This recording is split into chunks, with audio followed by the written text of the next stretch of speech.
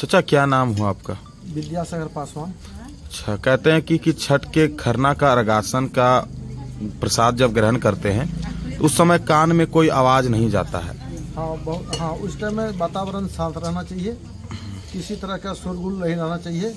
और जब वातावरण शांत रहता है, किसी तरह का शोरगुल रहता है, तो मेन परवेतीन जो है वो केला के पत्ता में वो बना हुआ खीर, सोहारी, केला लेके पूजन करते हैं। पूजन करने के बाद उसी जगह वो चर्चेगी, मतलब खाएगी।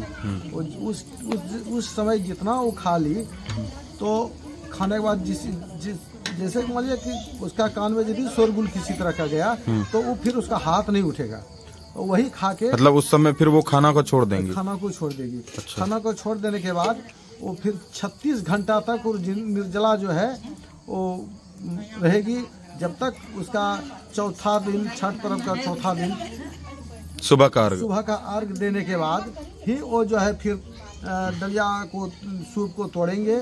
सूप को तोड़ने के बाद जैसे प्रसाद को थोड़ा सा निकालना ही सूप को तोड़ना बोलता है। इसके बाद थोड़ा सा वो ग्रहण करेगी।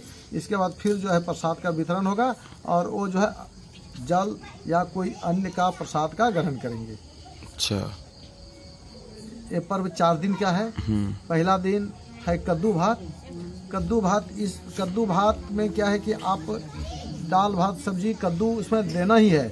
कद्दू आप दाल में देके बनाइए या तो फिर ऐसे खाली बनाइए, लेकिन कद्दू अनिवार्य है। अच्छा, और कहता इसी को महाप्रसाद कहा जाता है। नहीं, इसके बाद दूसरा दिन, छठ पर्व का दूसरा दिन खरना होता है।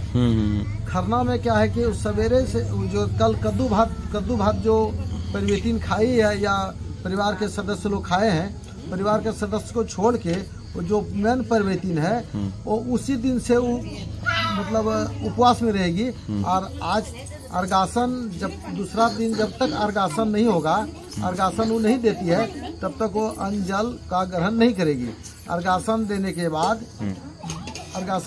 बाद उसका जो महाप्रसाद होगा, अमृत तुल्य प्रसाद होता है, उसको जो है फिर परिवार में, समाज में वितरण किया जाता है। और आदमी जिसको जानकारी है वो मांग के भी खाते हैं। और इसके बाद जो है उस दिन का कार्यक्रम हो गया। फिर परिवेतीन दूसरा दिन, मतलब तीसरा दिन जो है फिर पकवान बनाती है सूप में देने के लिए। जैसे लड्डू, चावल, अरवा चावल को पीस के उसका लड्डू बनाया जाता है गुड़ मिला के। इसके बाद ठेकुआ बनाया जाता है गुड़ देके। मतलब सारा चीज गुड़ में ही बनता है। देखिए, बहुत अभी का प्रचलन है कि बहुत आदमी चीनी से भी बनाते हैं, लेकिन हम लोगों का पूर्वजों से गुड़ से बनाते हुए आ रहे हैं, तो उसी तरह हम लोग चला रहे हैं। ठीक। और आम का लकड़ी से हम लोग